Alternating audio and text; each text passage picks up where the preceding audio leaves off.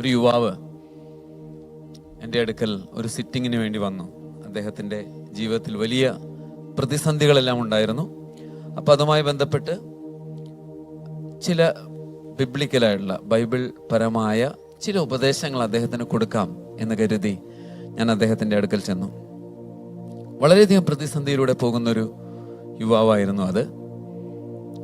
അദ്ദേഹം എൻ്റെ മുൻപിൽ വന്നിരുന്നപ്പോൾ ആദ്യം തന്നെ എന്നോട് പറഞ്ഞത്, ബ്രദർ, ഞാനൊരു എത്തിസ്റ്റാണ്, ഞാനൊരു നിരീശ്വരവാദിയാണ്. സത്യം പറഞ്ഞാൽ അങ്ങനെ പറയുന്നവരോട് പിന്നെ നമ്മൾ എന്ത് ഉപദേശം പറയാൻ സാധിക്കും? കാരണം എനിക്ക് പറയാനുള്ളതെല്ലാം ബൈബിൾ ബേസ്ഡ് ആണ്. സാധാരണ രീതിയിൽ അങ്ങനെ വന്നു കഴിഞ്ഞാൽ ഓക്കെ പറഞ്ഞ് തിരിച്ചു പോരാറാ പതിവ്. പക്ഷെ എന്നാൽ പരിശുദ്ധാത്മാവ് പറഞ്ഞു ആ വ്യക്തിയോട് കുറച്ചുകൂടെ സമയം സംസാരിക്കണം. ഞാൻ അദ്ദേഹത്തോട് സംസാരിക്കാൻ തുടങ്ങി. ചില കാര്യങ്ങൾ സംസാരിച്ചുകൊണ്ടിരുന്നപ്പോൾ അദ്ദേഹം പറഞ്ഞു, എൻ്റെ ചുറ്റുപാടും എന്നെ സഹായിക്കുന്ന ഒത്തിരി ആളുകളുണ്ട്.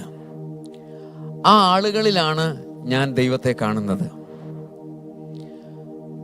അദ്ദേഹം അത് പറഞ്ഞപ്പോൾ എനിക്ക് മനസ്സിലായ ഒരു കാര്യം, ചില ആഴ്ചകൾക്ക് മുമ്പ് പരിശുദ്ധാത്മാവ് വചനത്തിലൂടെ എന്നോട് സംസാരിച്ചൊരു ഭാഗം ഈ മനുഷ്യനോട് പറയണം എന്നെൻ്റെ ഉള്ളിൽ ഒരു പ്രേരണ ഉണ്ടായി. ഇന്ന് ആ വചനമാണ് ഞാൻ ഇന്നിവിടെ എടുക്കാൻ പോകുന്നത്. നമ്മുടെ ജീവിതത്തിൽ ഒരു പ്രതിസന്ധി ഉണ്ടാവുമ്പോൾ, പ്രശ്നങ്ങൾ ഉണ്ടാകുമ്പോൾ നമ്മുടെ ചുറ്റുപാടുകളിൽ ഒത്തിരി പേര് നമ്മെ സഹായിക്കാൻ വന്നേക്കാം. പക്ഷെ നമ്മൾ ഇതിനെ എങ്ങനെയാണ് നോക്കിക്കാണുന്നത് എന്നതിൻ്റെ അടിസ്ഥാനത്തിലാണ് നമുക്ക് ദൈവവുമായുള്ള ബന്ധം ദൃഢപ്പെടുത്താൻ സാധിക്കുമോ അല്ലെങ്കിൽ വിച്ഛേദിക്കാൻ സാധിക്കുമോ എന്ന് തീരുമാനിക്കാൻ പറ്റുന്നത്. ഒരു കാര്യം ചെയ്യാം, ഞാൻ ആ വാക്യം ഒന്ന് വായിക്കാം. അപ്പം നിങ്ങൾക്ക് കുറച്ചുകൂടി കാര്യങ്ങൾ വ്യക്തമാകും. സങ്കീർത്തനം 118 അതിൻ്റെ 7-ാമത്തെ വാക്യം, എന്നെ സഹായിക്കുന്നവരോട് കൂടെ യഹോവ എൻ്റെ പക്ഷത്തുണ്ട്. ഹല്ലേലൂയ. എന്നെ സഹായിക്കുന്നവരോട് കൂടെ യഹോവ എൻ്റെ പക്ഷത്തുണ്ട് എന്ന് സങ്കീർത്തകനോട് പറയുക. നമ്മെ സഹായിക്കാൻ ഒത്തിരി ആളുകൾ കണ്ടേക്കാം, പക്ഷെ ആ വ്യക്തിയിലൂടെ യഥാർത്ഥത്തിൽ നമ്മെ സഹായിക്കുന്നത് സ്വർഗത്തിലെ ദൈവമാണ്. എത്ര പേർക്ക് ഹല്ലേലൂയ പറയാൻ സാധിക്കും? ആമേൻ. എൻ്റെ ജീവിതത്തിൽ ഞാനൊരു പ്രതിസന്ധിയുമായി മുന്നോട്ട് പോകുവാണെന്ന് കരുതുക. മുന്നോട്ട് പോകുമ്പോൾ എന്നെ സഹായിക്കാൻ ഒരു മനുഷ്യൻ വരുവാണ്. ഈ മനുഷ്യനെ സഹായിക്കാൻ വേണ്ടി എൻ്റെ മുൻപിൽ നിൽക്കുവാണ്.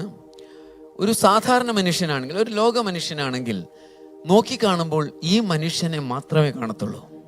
പക്ഷെ എന്നാൽ ദൈവത്തിൽ ആശ്രയിക്കുന്ന, ദൈവത്തിൽ ധൈര്യം വെച്ചിരിക്കുന്ന ഒരു വ്യക്തിക്ക് ഈ വ്യക്തിയുടെ പിന്നിൽ നിന്ന് എനിക്ക് വേണ്ടി പ്രവർത്തിക്കുന്ന ദൈവത്തെ കാണാൻ സാധിക്കും. ഹല്ലേലൂയ. ഒരു സാധാരണ മനുഷ്യന്, ലോക മനുഷ്യന് നോക്കിയാൽ ഈ മനുഷ്യനെ മാത്രമേ കാണാൻ പറ്റത്തുള്ളൂ. പക്ഷേ ദൈവത്തിൽ ആശ്രയിക്കുന്ന, ദൈവത്തിൽ അടിയുറച്ച് വിശ്വസിക്കുന്ന ഒരു വ്യക്തിയെ സംബന്ധിച്ചിടത്തോളം ഈ വ്യക്തിയുടെ പിന്നിൽ നിൽക്കുന്ന ദൈവത്തെ കൂടെ കാണാൻ സാധിക്കും. എന്നെ സഹായിച്ചത് ഒരു മനുഷ്യനാണെങ്കിലും ആ മനുഷ്യനിലൂടെ എന്നെ സഹായിച്ചത് അൾട്ടിമേറ്റ്ലി സ്വർഗത്തിലെ ദൈവമാണെന്ന് പറയാൻ സാധിക്കും. ഹല്ലേലൂയ.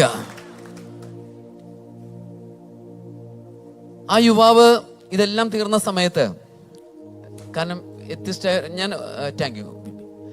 എത്തിസ്റ്റായ ഒരു വ്യക്തിയെ സംബന്ധിച്ചിടത്തോളം നമുക്ക് വേറെ റോളൊന്നുമില്ല. നമുക്ക് ബുദ്ധിക്ക് മനസ്സിലാവുന്ന കുറെ കാര്യങ്ങളെല്ലാം പറഞ്ഞു കൊടുത്തിട്ട് പോരാം, അത്രേ സാധിക്കത്തുള്ളൂ. പക്ഷേ കുറെ അധികം നേരം സംസാരിച്ച് തീരുന്ന സമയത്ത് ഞാൻ അദ്ദേഹത്തോട് ഒരു വെറും വാക്ക് പോലെ പറഞ്ഞു, ഞാൻ എൻ്റെ വ്യക്തിപരമായ പ്രാർത്ഥനയിൽ താങ്കളെ ഓർത്തോളാം എന്ന് പറഞ്ഞു.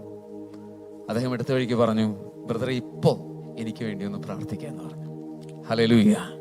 ഞാൻ അദ്ദേഹത്തിന് വേണ്ടി പ്രാർത്ഥിക്കാൻ ദൈവം ഒരു അവസരം ഒരുക്കി തന്നു. ഞാൻ ചിന്തിക്കുന്നത്, ഒത്തിരി പേര് ഇതുപോലെയാണ്. ഭൗതികമായ തലത്തിൽ തന്നെ സഹായിക്കുന്ന വ്യക്തികളെ അവർ ദൈവമായി കാണുവാണ്. അത് വലിയൊരു അപകടമാണ്. നമുക്ക് സഹായം സ്വീകരിക്കുന്നവരുടെ റോളിലും സഹായം കൊടുക്കുന്നവരുടെ റോളിലും ഫങ്ഷൻ ചെയ്യാൻ സാധിക്കും. എത്ര പേർ ശ്രദ്ധിക്കുന്നു? വളരെ ശ്രദ്ധിച്ച് കേൾക്കുക. ഇപ്പൊ ഞാനിവിടെ സാമിനെ വിളിച്ചു കൊണ്ടൊരു ഇല്ലസ്ട്രേഷൻ കാണിച്ചു. ഞാൻ സഹായം ആവശ്യമുള്ള വ്യക്തി, എന്നെ സഹായിക്കുന്ന വ്യക്തി സാം. നാം സഹായം അനുഭവിക്കുന്നയാളായിട്ടും നിൽക്കേണ്ടി വരും, സഹായം കൊടുക്കുന്നയാളായിട്ടും നിൽക്കേണ്ടി വരും. നാം സഹായം കൊടുക്കുന്ന സമയത്ത് ഈ വാക്യപ്രകാരം നാം വിശ്വസിക്കേണ്ടത്, നമ്മുടെ കൂടെ ദൈവം എന്നെ ഗൈഡ് ചെയ്യുവാണ് ഒരാളെ സഹായിക്കാൻ എന്ന് വേണം ചിന്തിക്കാൻ. എത്ര പേർക്കത് മനസ്സിലായി? അതായത് സഹായിക്കുന്നയാളും സഹായം അനുഭവിക്കുന്നയാളുടെയും കൂടെ ആരുണ്ട്? ദൈവമുണ്ട്. ഹല്ലേലൂയ. പക്ഷെ എല്ലാവർക്കും അത് കാണാൻ സാധിക്കണമെന്നില്ല. അത് കാണണമെങ്കിൽ നാം വ്യത്യസ്തമായി കാണുന്ന ഒരാളായിരിക്കണം. ഈ ലോക മനുഷ്യനെ പോലെ ചിന്തിക്കുകയും കാണുകയും ചെയ്യുന്ന വ്യക്തിയാണ് നാമെങ്കിൽ നമുക്കൊരിക്കലും അതിന്റെ പിന്നിൽ നിൽക്കുന്ന, നമ്മെ സ്നേഹിക്കുന്ന ഒരു ദൈവത്തെ കാണാൻ പറ്റത്തില്ല.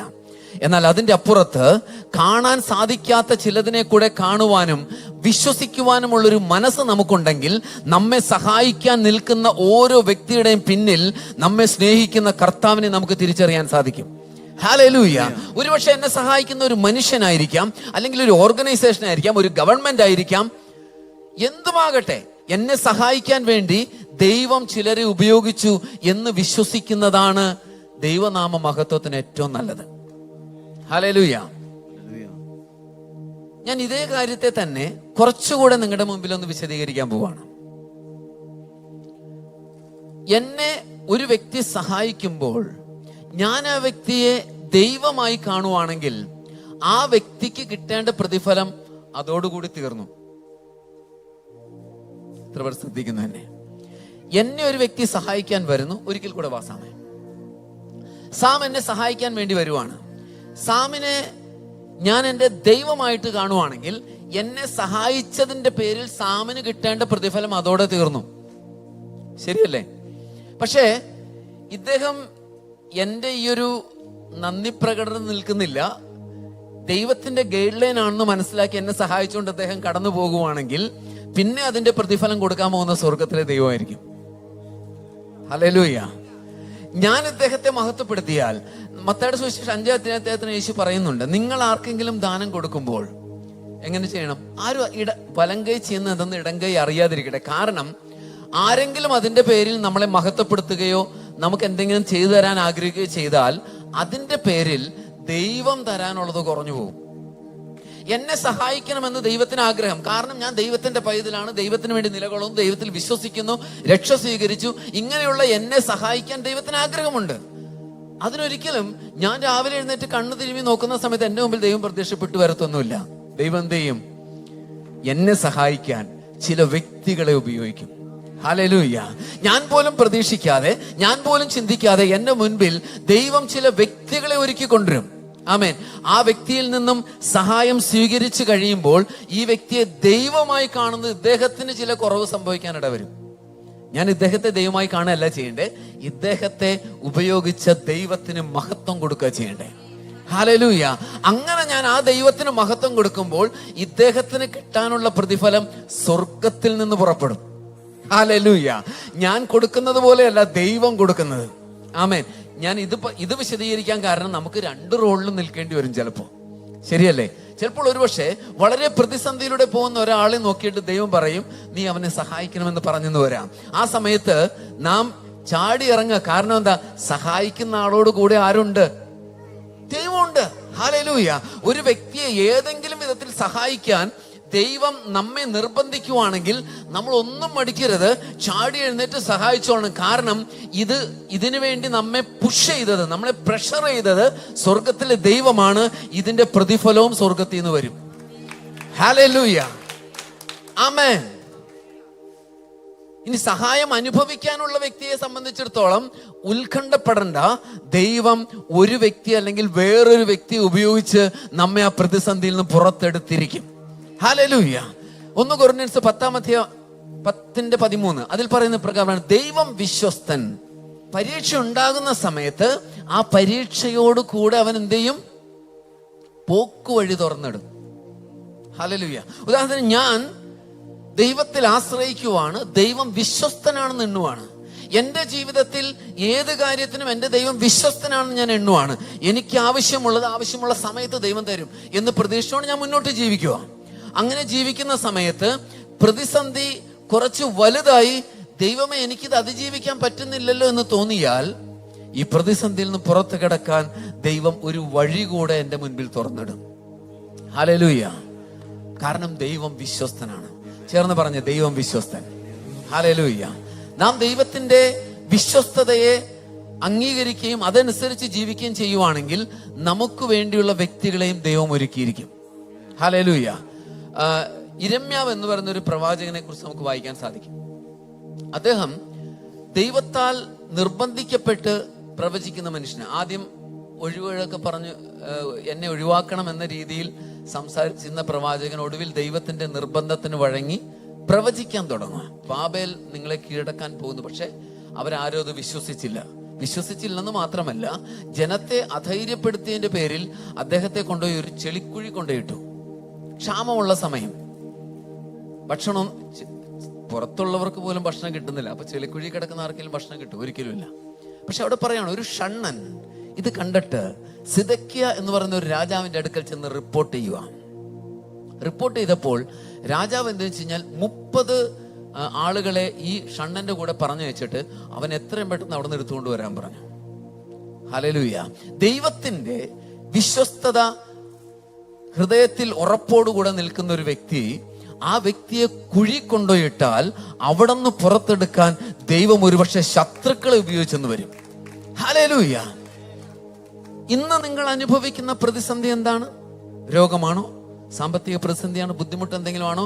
പക്ഷെ നിങ്ങളുടെ ദൈവം വിശ്വസ്തനാണ്. ഹല്ലേലൂയ. നിങ്ങളുടെ ഏത് പ്രതിസന്ധി ആയിക്കോട്ടെ, ആ പ്രതിസന്ധിയുടെ നടുവിൽ നിങ്ങൾക്ക് ചിലരെ അയച്ച് നിങ്ങളെ വിടുവിക്കാൻ ദൈവം വിശ്വസ്തനാണ്. ഏലിയാവിനെ കുറിച്ച് നമുക്ക് എല്ലാവർക്കും അറിയാം. ഏലിയാവിനെ അറിയാം.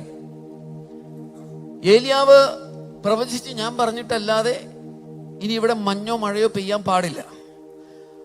അദ്ദേഹം അവിടെ നിന്ന് പോയി. അദ്ദേഹം കെരീത്ത് തോട്ടിന്റെ അടുക്കലിരിക്കുവാണ്. ആ സമയത്ത് ഭക്ഷണത്തിനെല്ലാം ക്ഷാമമായി തുടങ്ങിയ സമയത്ത് ഒരു മനുഷ്യന്റെ കയ്യിൽ കൊടുത്തുവിട്ടാൽ ചിലപ്പോൾ ഏലിയാവിന്റെ അടുത്ത് വരെ അത് എത്തത്തില്ല. ശരിയല്ലേ? ദൈവം കൊടുത്തുവിട്ടു, അപ്പോ ഇറച്ചി മനുഷ്യന്റെ കയ്യിൽ കൊടുത്തുവിട്ടു. ഇവന് വിശപ്പ് വരുമ്പോ ചിലപ്പോൾ അവിടം വരെ എത്തൂല, അതിനു മുമ്പേ സാധനം തീരും. ഹല്ലേലൂയ.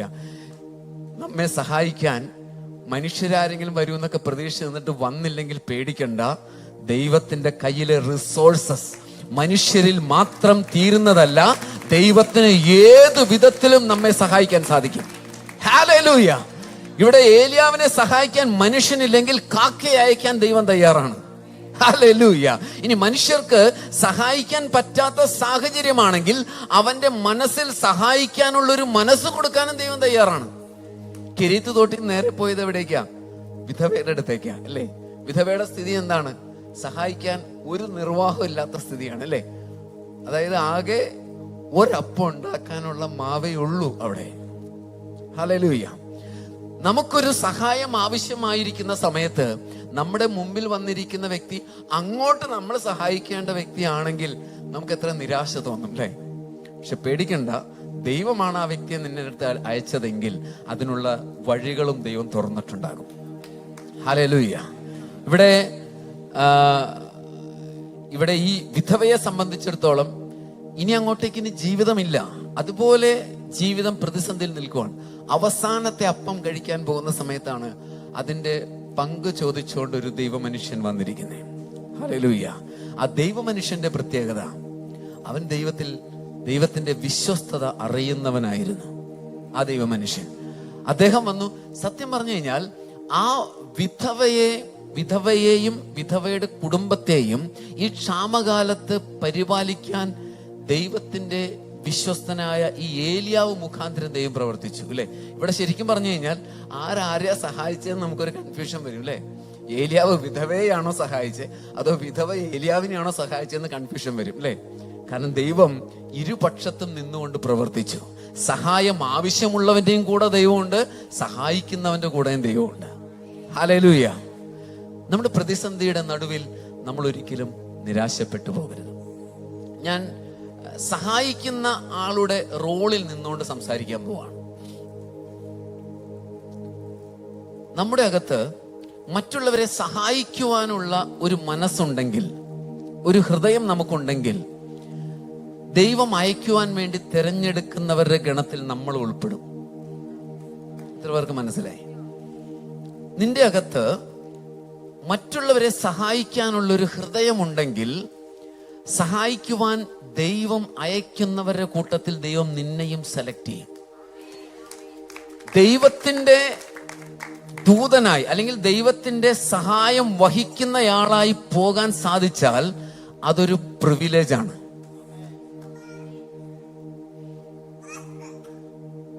ഞാൻ ഈ വിധവയുടെ സംഭവമായി കണക്ട് ചെയ്ത് തന്നെ നിങ്ങളോട് സംസാരിക്കാം. വിധവയുടെ ജീവിതത്തിലെ ഒരു പ്രധാന കുറവ് ഇനി അങ്ങോട്ട് ജീവിക്കാനുള്ള ഭക്ഷണത്തിനുള്ള ഒരു വകയും ഇല്ല എന്നുള്ളതാണ്. ശരിയല്ലേ? പക്ഷെ അതേ വിധവയെ ദൈവം തെരഞ്ഞെടുക്കുവാണ്. എന്തിനു വേണ്ടിയാ? ഏലിയാവ് എന്ന ഒരു ദൈവ മനുഷ്യനെ സഹായിക്കാൻ. ശ്രദ്ധിച്ചു കേൾക്കുക, ഏലിയാവ് എന്ന ദൈവ മനുഷ്യനെ സഹായിക്കാൻ ദൈവം തെരഞ്ഞെടുത്ത്. ഒരുപക്ഷെ ആ വിധവയുടെ കയ്യിലുള്ളതിനേക്കാൾ മാവും എണ്ണയും ഉള്ള ആൾക്കാർ വേറെ ഉണ്ടാകും. ശരിയല്ലേ? വേറെ ഉണ്ടാവും. ആ വിധവയുടെ കയ്യിലുള്ള മാവ് എന്ന് വെച്ചാൽ ഒരു അപ്പം ഉണ്ടാക്കാനുള്ള മാവ് മാത്രമേ ഉള്ളൂ. പക്ഷെ വേറെ പലർക്കും അതിൽ കൂടുതൽ മാവുള്ള ആൾക്കാർ, പക്ഷെ അവർക്കാർക്കും കൊടുക്കാൻ മനസ്സ് കാണണമെന്നില്ല. ഹല്ലേലൂയ. എന്നാൽ കൊടുക്കാൻ മനസ്സുണ്ടായിരുന്ന വിധവയുടെ കയ്യിൽ കൊടുക്കാനില്ല, പക്ഷെ കൊടുക്കാൻ മനസ്സുണ്ട്, ഇല്ലേ? പക്ഷെ കൊടുക്കാൻ മനസ്സുണ്ടായിരുന്നത് കൊണ്ട് മാത്രം ദൈവം അവരെ ഉപയോഗിച്ചപ്പോൾ അവരുടെ പാത്രം നിറഞ്ഞിട്ടാണ് ഏലിയാവ് അനുഗ്രഹിക്കപ്പെട്ടത്. ഹല്ലേലൂയ. നിങ്ങളെ ദൈവം ഉപയോഗിക്കാൻ തീരുമാനിച്ചു. നിങ്ങളുടെ കയ്യില് നിങ്ങളുടെ അനുഗ്രഹത്തിന്റെ പാത്രം എന്ന് പറയുന്നത് കാലിയാണെന്ന് കരുതുക, അല്ലെങ്കിൽ വളരെ കുറച്ചേ ഉള്ളൂ എന്ന് കരുതുക. ഈ പാത്രത്തിൽ നിന്നും ദൈവം ഉദ്ദേശിക്കുന്ന ആൾക്ക് നീ കൊടുക്കണം. അങ്ങനെയെങ്കിൽ ദൈവം ചെയ്യാൻ പോകുന്നത് ആദ്യം ഈ പാത്രം നിറയ്ക്കുക എന്നുള്ളതാണ്. ഹല്ലേലൂയ. ദൈവം നിന്നെ സെലക്ട് ചെയ്യുന്ന സമയത്ത് നിന്റെ കയ്യിൽ കുറവുണ്ടാകാം. ചിലപ്പോൾ പണത്തിന്റെ കുറവായിരിക്കാം, ചിലപ്പോൾ ആരോഗ്യത്തിന്റെ കുറവാവാം, ചിലപ്പോൾ എന്തെങ്കിലും ആവട്ടെ. ആ കാര്യത്തിൽ നീ സ്ട്രഗിൾ ചെയ്യുക, പ്രയാസപ്പെടുക. അപ്പൊ കർത്താവ് പറയുക അത് തന്നെ കൊടുക്കുന്നു പറയുക. ഹല്ലേലൂയ. പക്ഷെ കൊടുക്കാൻ നീ മനസ്സ് വെക്കുന്ന സമയത്ത് ദൈവം ചെയ്യുന്നത് നിന്റെ ആ പാത്രത്തെ നിറയ്ക്കുന്നു എന്നുള്ളതാണ്. അത് നീ കൊടുക്കുന്നതിനുള്ള പ്രതിഫലമാണ്. വേറൊരു എക്സാമ്പിളോടെ പറയാം. ഇഷ്ടംപോലെ എക്സാമ്പിൾ ഉണ്ട് ബൈബിളില്. വേറൊരെണ്ണം കൂടെ പറയാം. യേശു ജനത്തോട് പ്രസംഗിക്കുക. അപ്പൊ ജനങ്ങളെല്ലാം കേട്ടോണ്ടിരിക്കുന്ന ജനങ്ങള് സമയം പോയത് അറിഞ്ഞില്ല. 3 ദിവസം കഴിഞ്ഞു. അപ്പൊ കർത്താവ് പറഞ്ഞു, ഇവരെ ഈ വിധത്തിൽ പറഞ്ഞു വിടാൻ പറ്റില്ല, അവർ വഴിയിൽ വെച്ച് വീണു പോകും, നിങ്ങൾ തന്നെ ഇവർക്ക് ഭക്ഷിക്കാൻ കൊടുപ്പിൻ. അപ്പൊ അവിടെ ആകെയുള്ളത് എന്താണ്? ഒരു ബാലന്റെ കയ്യില് 5 അപ്പവും 2 മീനും ഉണ്ട്, അല്ലേ? ആ ബാലൻ അത് കൊടുക്കാനുള്ള മനസ്സുണ്ടായിരുന്നു. ഹല്ലേലൂയ. ഇത് കൊടുക്കാൻ മനസ്സുണ്ടായപ്പോൾ ഈ ബാലന്റെ പാത്രം അവിടെ 12 കൊട്ട ശേഖരിച്ചു എന്ന് പറയുന്നുണ്ടല്ലോ. പലരും പറയുന്നു ഓരോ ശിഷ്യന്മാരും ഓരോ കൊട്ട എടുത്തെന്ന്. ഞാൻ കരുതുന്നത് അങ്ങനെയല്ല. ഞാൻ കരുതുന്നത് ആ ബാലനുള്ളതാണ് 12 കൊട്ട. ബാലന്റെ വയറ് നിറഞ്ഞു, പ്ലസ് 12 കൊട്ട നിറച്ച് വീട്ടിലേക്ക് കൊണ്ടുപോവാം. ഹല്ലേലൂയ. ഹല്ലേലൂയ. എന്നെ സഹായിക്കുന്നവരോട് കൂടെ യഹോവ എന്റെ പക്ഷത്തുണ്ട്. ഹല്ലേലൂയ. ഇപ്പൊ നിങ്ങൾക്ക് ആ വാക്യത്തിന്റെ മീനിങ് മനസ്സിലാവുന്നുണ്ടെന്ന് എനിക്ക് തോന്നുന്നു. എന്നെ സഹായിക്കുന്നവരോടുകൂടെ യഹോവ എന്റെ പക്ഷത്തുണ്ട്. അതിനകത്ത് ആ സെക്കൻഡ് പേഴ്സൺ എന്നെ സഹായിക്കുന്നത് ശരിക്കും ആ സഹായം ആവശ്യമുള്ള വ്യക്തിയെ പറയണേ. പക്ഷെ സഹായം കൊടുക്കുന്ന വ്യക്തി എന്ന് ഓർത്ത് നോക്കിയേ. എന്നെ സഹായിക്കാൻ വേണ്ടി ദൈവം അവനെ നിറയ്ക്കാൻ പോവുക. ഇവിടെ എന്നെ സഹായിക്കുന്നവനായിട്ട് ഇലിസ്ട്രേറ്റ് ചെയ്ത് സാമിനെയാണ്. സാമിനെ എന്നെ അനുഗ്രഹിക്കാൻ വേണ്ടി മനസ്സ് കാണിച്ചതോടുകൂടി ദൈവം ചെയ്തത് സാമിനെ നിറയ്ക്കുക എന്നുള്ള പദ്ധതിയാണ് ചെയ്യുന്നത്. ഹല്ലേലൂയ. ഹല്ലേലൂയ. എന്നെ സഹായിക്കുന്നവരോടുകൂടെ യഹോവ എന്റെ പക്ഷത്തുണ്ട്. ഹല്ലേലൂയ. ഇവിടെ വിധവയുടെ കാര്യം പറഞ്ഞു. വിധവയുടെ ആ ക്ഷാമകാലത്ത് ഈ വിധവയ്ക്കും വിധവയുടെ കുടുംബക്കാർക്കാർക്കും ഭക്ഷണത്തിന് മുട്ടുണ്ടായില്ല. ആമേൻ. ഹല്ലേലൂയ.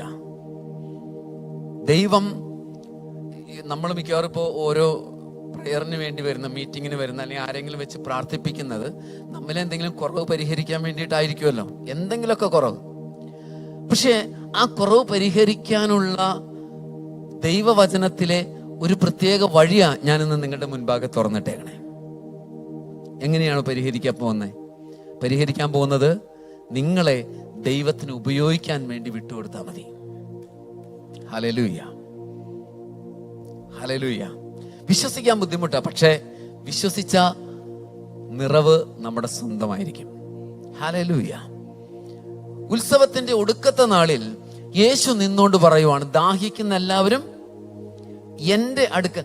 ഓരോ വാക്യം വായിക്കുമ്പോഴും നമ്മളത് വ്യക്തമായി ശ്രദ്ധിച്ചു വായിക്കണം, എന്നാൽ അതിൻ്റെ അകത്തുള്ള ആഴത്തിലുള്ള ചില സത്യങ്ങൾ മനസ്സിലാകത്തുള്ളൂ. യേശു നിന്നിട്ട് പറയുക, ദാഹിക്കുന്ന എല്ലാവരും എൻ്റെ അടുക്കൽ വന്ന് കുടിക്കുക. ഇപ്പൊ ദാഹിക്കുന്ന ഒരാൾ നമ്മുടെ അടുക്കൽ വന്നാൽ, വെള്ളം ചോദിച്ചു വന്നാൽ നമ്മൾ എന്ത് ചെയ്യും? അവർക്ക് ഒരു ഗ്ലാസ് വെള്ളം കൊടുക്കും, ശരിയല്ലേ? ഒരു ഗ്ലാസ് വെള്ളം കൊടുത്തിട്ട്, ഞാൻ പോസ്റ്റ്മാനായിട്ട് വർക്ക് ചെയ്യുന്ന ആളാണല്ലോ, നല്ല ചൂടാണ്. അപ്പൊ അതുകൊണ്ട് പലപ്പോഴും ദാഹമുണ്ട്. അപ്പൊ ഞങ്ങളെ കാണുമ്പോൾ തന്നെ ചില വീട്ടുകാർ ഓടിയിട്ട് വെള്ളം ഒരു ഗ്ലാസ് എടുക്കട്ടെ എന്ന് ചോദിക്കും. അപ്പൊ വെള്ളം ആയതുകൊണ്ട് നമ്മളാരും വേണ്ടാന്ന് പറയില്ല, വെള്ളം എടുത്തോന്ന് പറയും. എത്ര വെള്ളം കുടിച്ചാലും മതിയാവത്തില്ല. അപ്പൊ വെള്ളം കുടിച്ച് കഴിയുമ്പോൾ അവർ അങ്ങനെ സൂക്ഷിച്ച് നോക്കും. ഈ വെള്ളം കുടിച്ച് കഴിയുമ്പോൾ മുഖത്തൊരു തൃപ്തി ഇല്ലെങ്കിൽ അവർ കുറച്ചുകൂടി ഒഴിച്ചു തരട്ടെ എന്ന് ചോദിക്കും. ഹല്ലേലൂയ. നമ്മുടെ അടുക്കൽ ദാഹിച്ചുകൊണ്ട് ഒരാൾ വന്നാൽ നമ്മൾ അവർക്ക് വെള്ളം കൊടുക്കും. അയാൾക്ക് തൃപ്തിയായില്ലെങ്കിൽ വീണ്ടും വെള്ളം കൊടുക്കും, ശരിയല്ലേ? പക്ഷെ അയാൾക്കൊരു നദിയെ കൊടുക്കുമോ? ഇല്ല, ശരിയല്ലേ? നമ്മുടെയൊക്കെ രീതി അനുസരിച്ച് ഒരു നദിയെ കൊടുക്കത്തില്ല. ഒരു ഗ്ലാസോ 2 ഗ്ലാസോ 3 ഗ്ലാസോ വെള്ളം കൊടുക്കും. അയാൾക്ക് തൃപ്തിയാകുന്ന അത്രയും വെള്ളം കൊടുക്കും, അല്ലേ? പക്ഷെ ദൈവത്തിന്റെ അടുക്കൽ വന്നാൽ ദൈവം നദികൾ കൊണ്ട് നിറയ്ക്കും. ഹല്ലേലൂയ. നീ ചോദിച്ചത് ഒരു ഗ്ലാസ് ആയിരിക്കാം, ചോദിച്ചത് നിന്റെ ദാഹം മാറാൻ വേണ്ടി മാത്രമായിരിക്കാം. പക്ഷെ ദൈവം തരാൻ ഉദ്ദേശിക്കുന്നത് നിന്റെ ദാഹം മാറാൻ വേണ്ടി മാത്രമല്ല, നിന്നെ ഉപയോഗിച്ച് ദൈവം സഹായിക്കാൻ പോകുന്നവരുടെ ദാഹം കൂടെ മാറ്റുവാൻ ദൈവം നിന്നെ സമൃദ്ധിയായി അനുഗ്രഹിക്കും. ഹല്ലേലൂയ. അത് ദൈവത്തിന്റെ പ്രമാണമാ. നിനക്ക് വെള്ളം ചോദിച്ചപ്പോ നദികളെ തന്നത് ജീവിതകാലം മുഴുവൻ അത് സ്റ്റോക്ക് ചെയ്ത് കുടിച്ചു തീർക്കാനല്ല, നിന്നെ ഉപയോഗിച്ച് അല്ലെങ്കിൽ നിന്നിലൂടെ ദൈവത്തിന് ചിലർക്ക് സഹായമായി മാറാൻ ആഗ്രഹമുള്ളതുകൊണ്ടാ. ഹല്ലേലൂയ. ഫിലിപ്പിയ ലേഖനത്തിനകത്ത് ഒരു വാക്യം ഇങ്ങനെയാ പറയുന്നത്, 4:20 തോന്നുന്നു. അവിടെ പറയുന്നത് ഇങ്ങനെയാണ്, എന്നാൽ നാം ചോദിക്കുന്നതിലും നനയ്ക്കുന്നതിലും അത്യന്തം പരമായി ചെയ്യാൻ നമ്മിൽ വ്യാപരിക്കുന്ന ശക്തിയാൽ കഴിയുന്നവന് മഹത്വം. അതാണ് വാക്യം. ഇത് നമുക്ക് എല്ലാവർക്കും ഇഷ്ടമുള്ള വാക്യം. കാരണം എന്താ? ചോദിച്ചാലും കൂടുതൽ കിട്ടും, ഇല്ലേ? ആഗ്രഹിക്കുന്നതിനേക്കാൾ കൂടുതൽ കിട്ടും. ഭയങ്കര ഇഷ്ടമുള്ള വാക്യം. പക്ഷേ ഇതെന്തിനാ തരുന്നതെന്ന് അറിയാമോ? നമ്മെ ഉപയോഗിക്കാൻ വേണ്ടിയിട്ടാ. ഹല്ലേലൂയ. നമ്മെ ഉപയോഗിച്ച് ദൈവത്തിന് ചിലരെ സഹായിക്കാനുണ്ട്. ഹല്ലേലൂയ. ചിലപ്പോൾ ഒരു വ്യക്തിയെ ആയിരിക്കും സഹായിക്കേണ്ടി വരുന്നത്, ചിലപ്പോൾ ഒരു കുടുംബത്തെ ആയിരിക്കും സഹായിക്കേണ്ടി വരുന്നത്, ചിലപ്പോൾ സഭയെ ആയിരിക്കും സഹായിക്കേണ്ടി വരുന്നത്. ഹല്ലേലൂയ. പക്ഷെ സഹായിക്കാനുള്ളൊരു ഹൃദയം, മനസ്സ് നിന്റെ ഉള്ളിൽ ദൈവം തിരിച്ചറിഞ്ഞാൽ, കണ്ടെത്തിയാൽ, പിന്നെ മറക്കരുത്, നിനക്കൊരു നിറവ് വരാൻ പോവുകയാണ്. ഹല്ലേലൂയ. സഹായിക്കാനുള്ളൊരു മനസ്സ് നിന്റെ അകത്ത് രൂപപ്പെടുത്തിയെടുക്കുക. ഈ പരിശുദ്ധാത്മാവിനെ നമ്മുടെ അകത്ത് കിട്ടിയാൽ, പരിശുദ്ധാത്മാവിൻ്റെ ഗിഫ്റ്റുകളിൽ, ദാനങ്ങളിൽ ഒന്നാണ് സഹായിക്കുവാനുള്ള വരം. പരിശുദ്ധാത്മാവിൻ്റെ വരങ്ങൾ ഒത്തിരിയുണ്ട്. അതിൽ ഒരു വരമാണ് സഹായിക്കുവാനുള്ള, സഹായം ചെയ്യുവാനുള്ള വരം. ഹല്ലേലൂയ. അതൊരു വരം എന്നതുപോലെ നമുക്ക് സ്വീകരിക്കാൻ സാധിക്കും. ആമേൻ. നമ്മുടെ പാത്രങ്ങൾ ദൈവം നിറയ്ക്കാൻ പോവുകയാണ്. എന്തോ എൻ്റെ ഉള്ളിൽ അങ്ങനെ പറയാൻ ഒരു പ്രേരണ. അനുഗ്രഹത്തെ റെപ്രസെന്റ് ചെയ്യുന്ന നമ്മുടെ പാത്രങ്ങളുണ്ട്. അതോരോന്നും ദൈവത്തിന് നിറയ്ക്കാൻ ആഗ്രഹമുണ്ട്. നിങ്ങളൊന്ന് മനസ്സ് പുതുക്കിയാൽ മാത്രം മതി. എന്തുവാണ്? കർത്താവേ, അങ്ങ് നിറയ്ക്കുമെങ്കിൽ അങ്ങ് ആഗ്രഹിക്കുന്നവർക്ക് ഞാനൊരു അനുഗ്രഹമായി മാറും. ഹല്ലേലൂയ. അബ്രഹാമിനെ കുറിച്ച് പറയുന്നത് പ്രകാരമാണ്. അബ്രഹാമിന് ഒരുപാട് അനുഗ്രഹം കൊടുത്തു. ഉൽപ്പത്തി 12-ാം അധ്യായം വായിച്ചു കഴിഞ്ഞാൽ അവൻ ഒരുപാട് അനുഗ്രഹങ്ങൾ പ്രോമിസ് ചെയ്തിട്ടാണ് അവനെ വീട്ടിൽ നിന്ന് ഇറക്കുന്നത്, അല്ലേ? ഊർ എന്ന പട്ടണത്തിൽ വീട്ടിലായിരിക്കുന്ന അബ്രഹാമിനെ അവിടെ നിന്ന് പുറത്തിറക്കുന്നത് കുറെ പ്രോമിസ് കൊടുത്തോണ്ടാണ്. ആ പ്രോമിസിന്റെ അകത്ത് ഏറ്റവും പ്രധാനപ്പെട്ട പ്രോമിസായിട്ട് ഞാൻ കാണുന്നത് എന്താണെന്നറിയാമോ? അബ്രഹാമേ, നീ ഒരനുഗ്രഹമായിരിക്കും. ഹല്ലേലൂയ. വേറെ ഒരുപാട് അനുഗ്രഹങ്ങളൊക്കെ പറഞ്ഞിട്ടുണ്ട്. ഞാൻ നിന്നെ വലിയ ജാതിയാക്കും, ബഹുജാതികൾക്ക് പിതാവാക്കും. അങ്ങനെ ഇനി അബ്രഹാമിന്റെ ചരിത്രം എടുത്ത് പഠിച്ചു കഴിഞ്ഞാൽ അവനെ എങ്ങനെയെല്ലാം ആ ദൈവം അനുഗ്രഹിച്ചിരിക്കുന്നില്ലേ? സമ്പത്ത് കൊണ്ട് അനുഗ്രഹിച്ചു, ദാസിദാസന്മാരെ കൊണ്ട് അനുഗ്രഹിച്ചു, മക്കളെ കൊണ്ട് അനുഗ്രഹിച്ചു എന്ന് വേണ്ട എല്ലാ മണ്ഡലങ്ങളിലും ദൈവം അനുഗ്രഹിച്ചിട്ടുണ്ട്. പക്ഷെ അവന് കൊടുത്ത ഏറ്റവും വലിയ അനുഗ്രഹം എന്താണെന്നറിയാമോ? എടാ, നീ ഒരനുഗ്രഹമായിരിക്കും. ഹല്ലേലൂയ. ഇനി പൗലോസ് ലേഖനം എഴുതിയ സമയത്ത് അവിടെ പറയുവാണ്, അബ്രഹാമിന്റെ അനുഗ്രഹം ക്രിസ്തുവേശു മുഖാന്തരം ജാതികളായ നമുക്ക് വന്നു ചേരാൻ ദൈവം ഇടയാക്കി. അപ്പോൾ അവർക്ക് നമ്മൾ ജാതികളായിരുന്നു, നമുക്ക് ദൈവം ക്രിസ്തുവേശു മുഖാന്തരം ഒരു അനുഗ്രഹം തരാൻ പോയ. എന്താ അനുഗ്രഹം എന്നറിയാവോ? അബ്രഹാമിന്റെ അനുഗ്രഹം.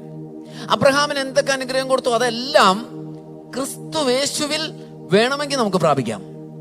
അബ്രഹാമിന് സമ്പത്ത് കൊടുത്തു, പല പല പല കാര്യങ്ങൾ കൊടുത്തു. പക്ഷെ അബ്രഹാമിന്റെ അനുഗ്രഹങ്ങൾ പ്രാപിക്കുന്ന സമയത്ത് അതിനകത്ത് ഏറ്റവും പ്രധാനപ്പെട്ട അനുഗ്രഹം എന്തായിരുന്നു? നീ ഒരു അനുഗ്രഹമായിരിക്കും എന്നുള്ള. അപ്പൊ നമ്മള് അബ്രഹാമിന്റെ അനുഗ്രഹം യേശു മുഖാന്തരം സ്വീകരിക്കാൻ വേണ്ടി നിൽക്കുമ്പോൾ നമ്മുടെ ഉള്ളിൽ ഒരു ഭയങ്കര ഒരു ആഗ്രഹം ഉണ്ടാവണം, ഞാൻ മറ്റുള്ളവർക്ക് ഒരു അനുഗ്രഹമായി മാറണം. ഞാനൊരു വീട്ടിൽ ചെന്നാൽ അവർക്കതൊരു അനുഗ്രഹമായിരിക്കണം. ഞാനൊരു കുടുംബത്തിൽ ചെന്നാൽ അവർക്കൊരു അനുഗ്രഹമായി. ഞാൻ ജോലി സ്ഥലത്ത് അവിടെ ഞാനൊരു അനുഗ്രഹമായിരിക്കണം. സഭയിൽ വന്നാൽ ഞാനൊരു അനുഗ്രഹമായിരിക്കണം. നാട്ടിൽ ഞാനൊരു അനുഗ്രഹമായിരിക്കണം. ഇങ്ങനെ ഞാൻ ചെല്ലുന്നിടത്തെല്ലാം ഞാനൊരു അനുഗ്രഹമായി മാറണം എന്നുള്ളൊരു ആഗ്രഹം നിനക്കുണ്ടെങ്കിൽ അത് അബ്രഹാമിന് ദൈവം കൊടുത്ത അനുഗ്രഹമാണ്. യേശു മുഖാന്തരം നിനക്ക് തരാൻ ദൈവം ആഗ്രഹിക്കുന്ന അനുഗ്രഹമാണ്. ഹല്ലേലൂയ. അബ്രഹാമിന് ദൈവം കൊടുത്ത വലിയൊരു അനുഗ്രഹം യേശു മുഖാന്തരം നിനക്ക് തരാൻ ദൈവം ആഗ്രഹിക്കുന്നു. ആ അനുഗ്രഹം വേറൊന്നുമല്ല, ഞാൻ ഒരനുഗ്രഹമായിരിക്കും. ഒന്ന് കൈ ഉയർത്തി പറയാമോ? ഞാനൊരു അനുഗ്രഹമായിരിക്കും. ഇനി എന്റെ ചോദ്യം, നീ ഒരു അനുഗ്രഹമാണെങ്കിൽ എന്ത് വേണം? നിന്നെ ദൈവം നിറയ്ക്കണം, വേണ്ടേ? ഒരു ഗ്ലാസ് വെള്ളം ചോദിച്ച ഒരാൾ വരുവാ, നിന്റെ കയ്യിൽ ഒരു തുള്ളി വെള്ളം പോലും ഇല്ലെങ്കിൽ നീ എങ്ങനെ അയാൾക്കൊരു അനുഗ്രഹമായി മാറും? ഹല്ലേലൂയ. നീ ഒരു അനുഗ്രഹമാകാൻ പോകുന്നു എന്ന് പറയുമ്പോൾ അടുത്ത നിമിഷം നിങ്ങൾ പ്രതീക്ഷിക്കേണ്ടത് ഒരു നിറവ് എനിക്ക് വരാൻ പോകുകയാണെന്ന് പ്രതീക്ഷിക്കുന്നത്.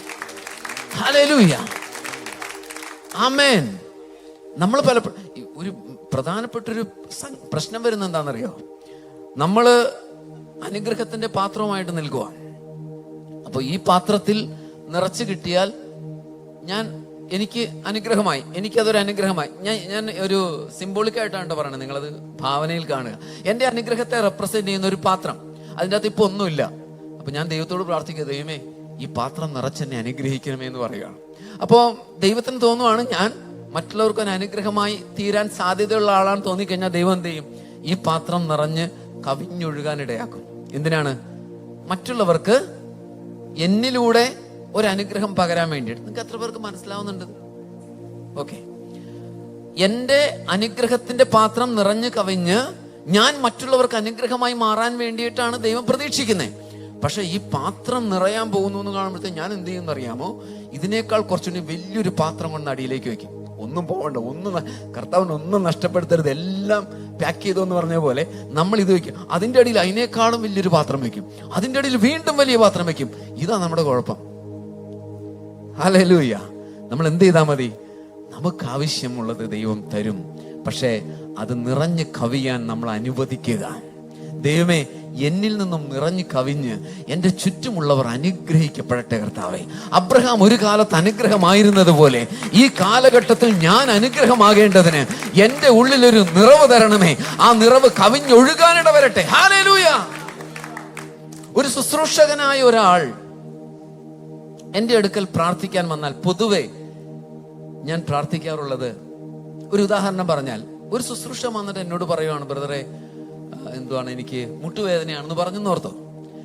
പ്രാർത്ഥിക്കാൻ പറഞ്ഞു കഴിഞ്ഞാൽ ഞാൻ പലപ്പോഴും മനഃപൂർവ്വമായി ഇങ്ങനെ പ്രാർത്ഥിക്കാറുണ്ട്, കർത്താവ് ഈ മുട്ടുവേദനയെ പുറത്താക്കാനുള്ള അഭിഷേകം ഇദ്ദേഹത്തിന് ലഭിക്കട്ടെ എന്ന് പറഞ്ഞ് പ്രാർത്ഥിക്കാറുണ്ട്.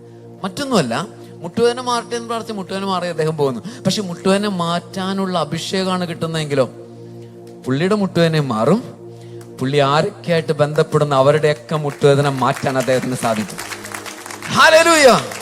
ഇങ്ങനെയാ നമ്മളൊരു അനുഗ്രഹമായി മാറുന്നേ. ഹല്ലേലൂയ.